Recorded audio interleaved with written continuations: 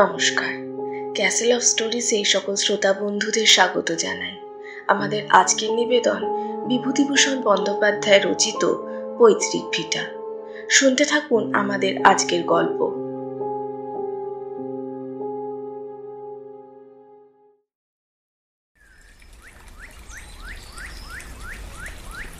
মধুমতি নদীর ওপারে সেকালের প্রকাণ্ড কোঠাবাড়িটা।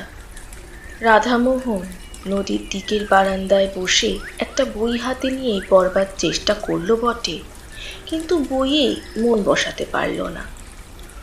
কেমন সুন্দর ছোট্ট গ্রাম্য নদীটি, ওপারে বাঁশবন, আমবন, বহুকালে ফলের বাগান যেন প্রাচীন অরণ্যে পরিণত হয়েছে।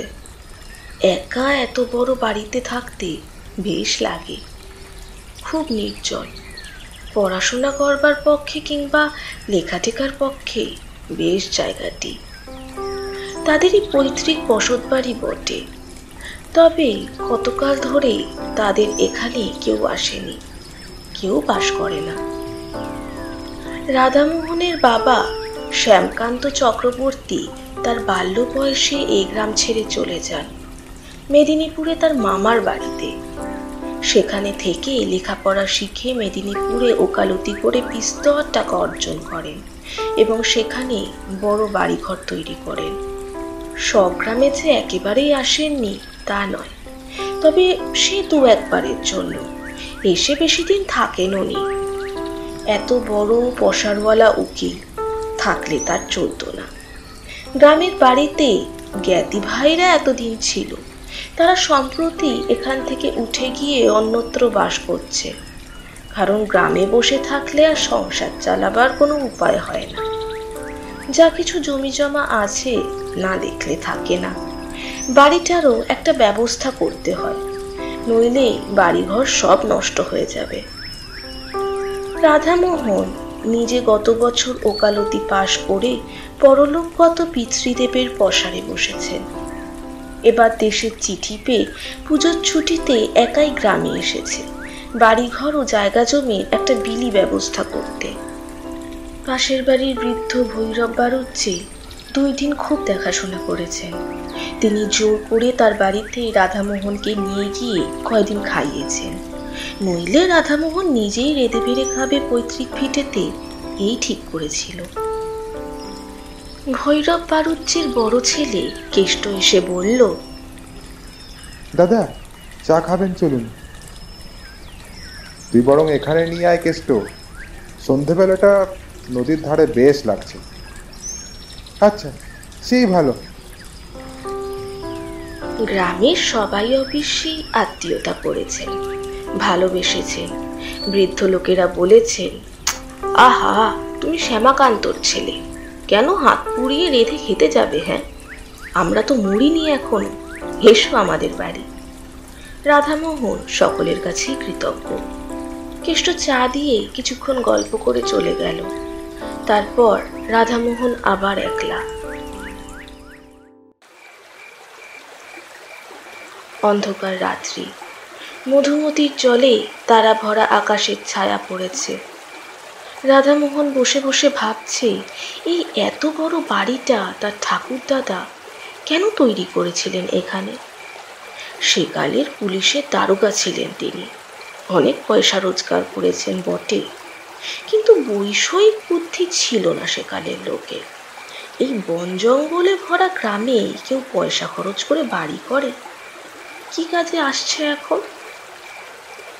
আচ্ছা, সুরকির কলওয়ালারা বাড়িটা নেবে, তাহলে পুরনো ইটের দরে বাড়িটা বিক্রি করা যায়। হুট করে কিসের যেন শব্দ হলো। রাধামোহন দেখল একটি 10-11 বছরের টুকটুকে ফর্সা মেয়ে ঘরের দাওয়ার আড়াল থেকে উঁকি মারছে। ঘরের মধ্যে হ্যারিকেন জ্বলছে, বারান্দাতে সামান্য আলো এসে পড়েছে, সুতরাং একেবারে অন্ধকার এসে বসে নেই। ভৈরব বাড়ুজ্জে একবার ছেলে পাঠায়, একবার মেয়ে পাঠায়, লোকটা খুব যত্ন করছে বটে। রাধামোহন বলল, কি ভাত হয়েছে বুঝি? একটু পরেই মেয়েটি সংকোচের সঙ্গে বাইরে এসে দাঁড়ালো। তোমার নাম কি? লক্ষ্মী। বাহ, বেশ নাম। তা পড়াশোনা করো? গান জানো? না। রাধামোহন হেসে বলল, তবে তো মুশকিল দেখছি। বিয়ের বাজারে তুমি যে বিপদে পড়বে। রান্না? বালিকা ঘাড় নেড়ে জানায়, সে জানি। যাক, ওই একটা গুণ তোমার রয়েছে। তা কি কি রান্না জানো? তার সব। সব? বাহ, তুমি তো খুব ভালো। বসো। না, বসবো না। কেন, কাজ আছে? না। তবে বসো। না, আমি চাই তুমি খেয়ে এসো। যাচ্ছি। ভাত হয়েছে? তোমার খুব খিদে পেয়েছে না? যাও, খেয়ে এসো। রাধামোহন কি একটা বলতে গিয়ে পেছনে ফিরে দেখলো খুকি কখন চলে গেছে। সে একটু পরেই বাড়ুজ্যে বাড়িতে খেতে গেল। ভৈরব বাড়ুজ্যে বললেন, এসো বাবাজি, এসো এসো। এই রান্নাও হয়ে এলো প্রায়। হ্যাঁ, আপনার মেয়ে ডাকতে গিয়েছিল যে। খাওয়া দাওয়া শেষ করে রাধামোহন চলে এলো। একা নির্জন বাড়িতে তার বেশ লাগে।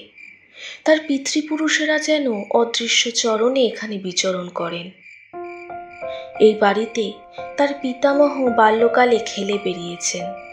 তার পিতামহী নববধূরূপে প্রথম এসেই দুধের আলতায় পা রেখে দাঁড়িয়েছেন এই বাড়ির প্রাঙ্গণে। আজ তারা বিদেশে গিয়ে বড় বাড়ি ফেলে বাস করছেন, দেশকে ভুলে। গভীর রাত্রে ঘুমের ঘোরে যেন সব পিতৃপুরুষেরা জেনারেশনে অভিযোগ করেন, কেন আমাদের ছেড়ে চলে গেলে? কি করেছিলাম আমরা? পরদিন সকালে উঠে সে নিজের জমি জমা নিয়ে ব্যস্ত রইল। সারাদিন কাটল সেভাবে। রাত্রে বারান্দাতে বসেছে। আবার সে খুকিটি এসে দরজার আড়ালে দাঁড়ালো। প্রথমটা রাধামোহন টের পায়নি। বড় লাজুক মেয়ে, নিঃশব্দ চরণে কখন সে এসে দাঁড়ায়। রাধামোহন বলল, ও খুকি, ভাত হয়েছে নাকি? আজ দেরি হবে গো, মাংস রান্না হচ্ছে তো তোমার জন্যে। সত্যি? তবে তো আজ ফিস্টের ব্যবস্থা দেখছি। ও, তুমি বুঝি ফিস্ট বুঝতে পারলে না? ভোজ যাকে বলে।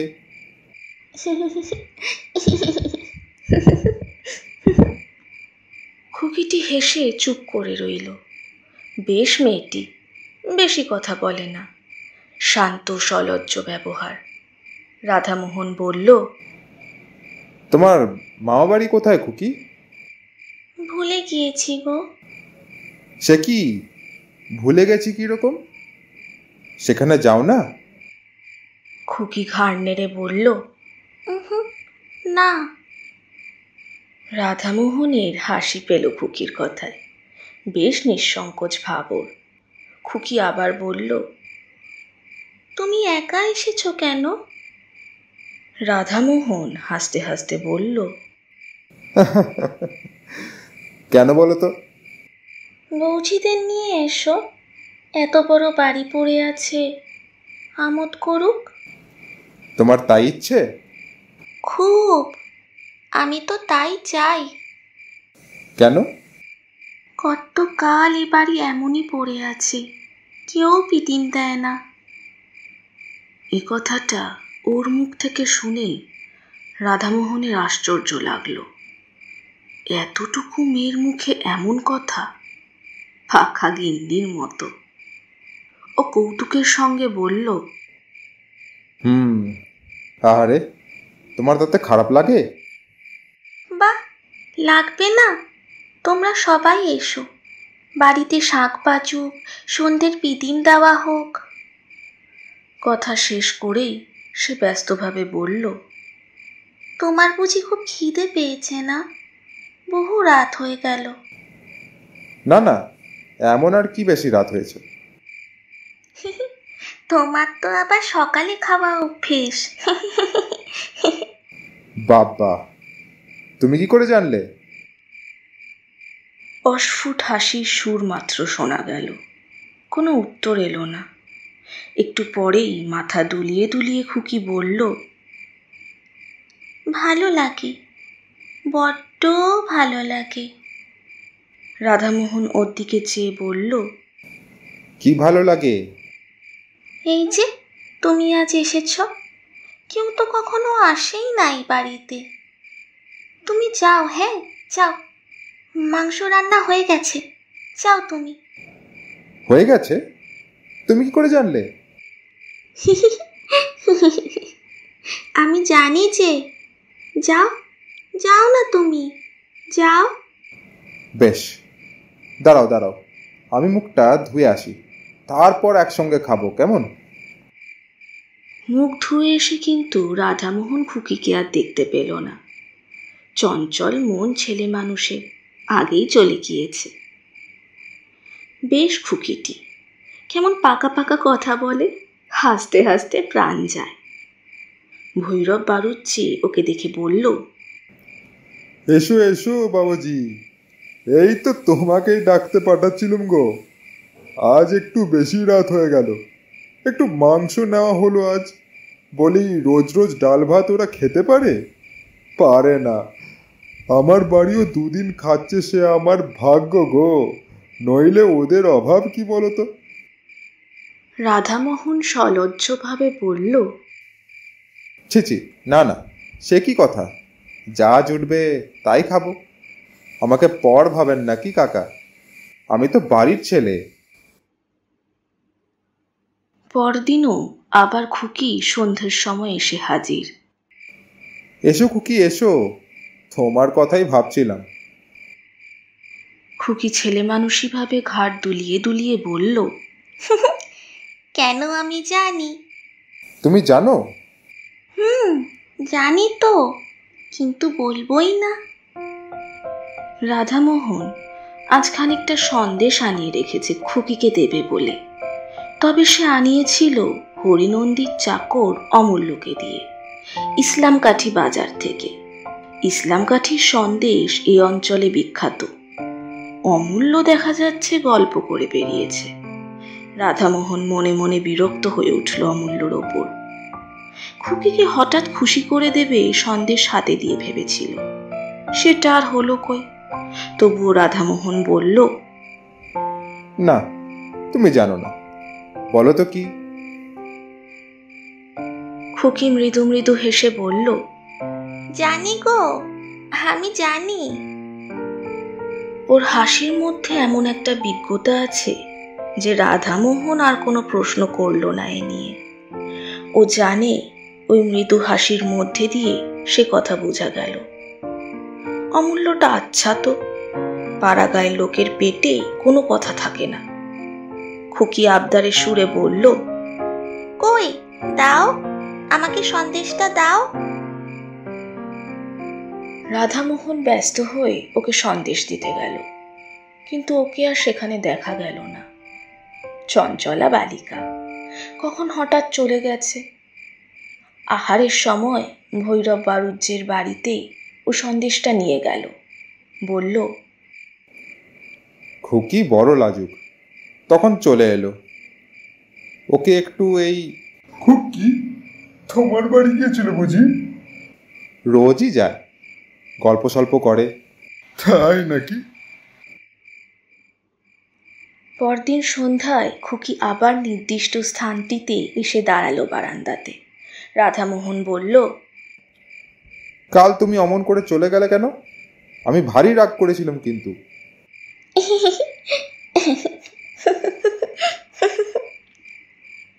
খুকি হেসে চুপ করে রইল। বলছি, সন্দেশ খেয়েছিলে? যখন তুমি বললে তখনই তো আমার খাওয়া হয়ে গেল। পরক্ষণে সে যেন স্নেহের সুরে বলল, তুমি এই এসেছ, আমার কত ভালো লাগছে। বাড়িতে পিদিম চলছে। আসলে একা একা কারোর ভালো লাগে বলো? শহরে যাবে? চলো আমার সঙ্গে। আমার এখানেই ভালো। ওসব আমার ভালো লাগে বুঝি? বারে কত বায়োস্কোপ, কত খাবার দাবার। ওকে, আমার তাতে কি? তুমি আবার আসবে বলো? নিশ্চয়ই আসবো, কেন আসবো না? কই, এতদিন তো আসনি। ভিটাতে সন্ধ্যের সময় পিদিম জ্বলেনি তো। আচ্ছা, আজ আমি আসি। তুমি তো মঙ্গলবার যাবে, তাই না? রাধামোহন একটু আশ্চর্য হলো। মঙ্গলবার সে যাবে বলেছিল ভৈরব বাড়ুজ্যেকে?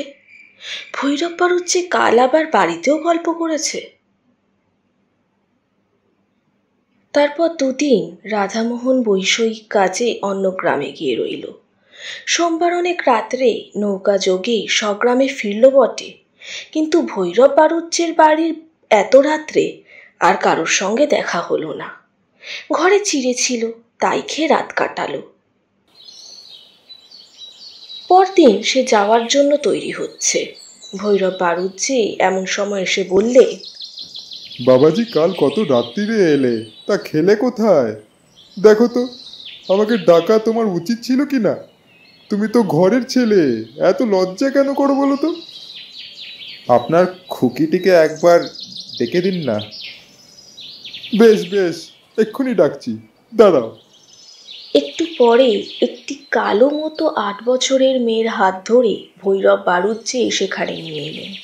রাধামোহন বলল, না না, এ খুকি তো নয়, এর দিদি। আরে এর দিদির তো বিয়ে হয়ে গেছে, সে এখন শ্বশুর বাড়ি আছে। ও তুমি তাকে দেখোনি বুঝি? তবে আপনার বাড়ির অন্য কোনো মেয়ে? না, আমার বাড়িতে বাবাজি আর কোনো মেয়ে নেই। তবে অন্য কোনো মেয়ে, কিন্তু না, আর কোনো মেয়ে তো এ পাড়ায় নেই ও বয়সের। দুঘর তো মোটে ব্রাহ্মণের বাস। তা বয়স কত? হ্যাঁ, মনে পড়েছে, ওর নাম বলেছিল লক্ষ্মী। লক্ষ্মী? সেটা আবার কে? না না, সে নামের মেয়ে তো এই গ্রামে নেই। তোমার শুনতে ভুল হয়ে থাকবে বাবাজি। নামটা শুনতে ভুল হতে পারে, কিন্তু সে খুকিটি কে সে তো আর ভুল হবে না। কই বাবাজি, কি বলছো বলো তো? আমি তো বুঝতে পারছি না। যাই হোক, আমি আসি। রাধামোহন চিন্তিত মনে বিদায় নিল। আশ্চর্য ব্যাপার, খুকি বা দেখা করতে এলো না কেন? স্বগ্রাম থেকে ফেরবার 2 বছর পরে রাধামোহন তার পিসির বাড়ি গিয়েছিল জব্বলপুরে। সেখানে পুরনো একটা ফটো অ্যালবাম খুলে দেখতে দেখতে একটা মেয়ের ফটো চোখে পড়ল। এই মেয়েটিকে সে কোথায় যেন দেখেছে, ঠিক মনে পড়ল না। পিসিকে ডেকে ফটোটা দেখাতে তিনি বললেন, ও বাবা, একে তুই দেখবি কোত্থেকে? ও তো আমার ছোট বোন, তোর ছোট পিসি। 12 বছর বয়সে মারা যায়। তখন তুই কোথায়? তোর মার বিয়েই হয়নি। আমরা সব তখন আমাদের গায়ের বাড়িতেই থাকি। আহা, একটু একটু মনে পড়ে ওকে, জানিস? বেশ দেখতে ছিল। সে আজ 40 বছরের কথা। তারপর তোর বাবাও দেশ ছেড়ে মেদিনীপুরে চলে এলো, আর দেশের বাড়িতে যাওয়াই হয়নি। বিয়ের পর আমি একবার মোটে গিয়েছিলাম, সেও আজ 20 বছর আগের কথা।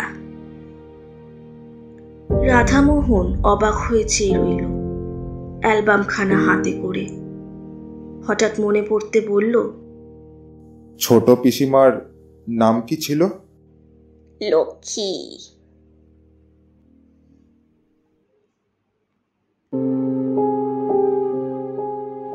শুনলেন বিভূতিভূষণ বন্দ্যোপাধ্যায় রচিত পৈতৃক ভিটে। আমাদের আজকের গল্পটি আপনাদের যদি ভালো লেগে থাকে তবে ভিডিওটি লাইক করুন, শেয়ার করুন এবং আমাদের চ্যানেল ক্যাসেল অফ স্টোরিজকে সাবস্ক্রাইব করুন। আমরা খুব শীঘ্রই আরও একটি নতুন গল্প নিয়ে ফিরব।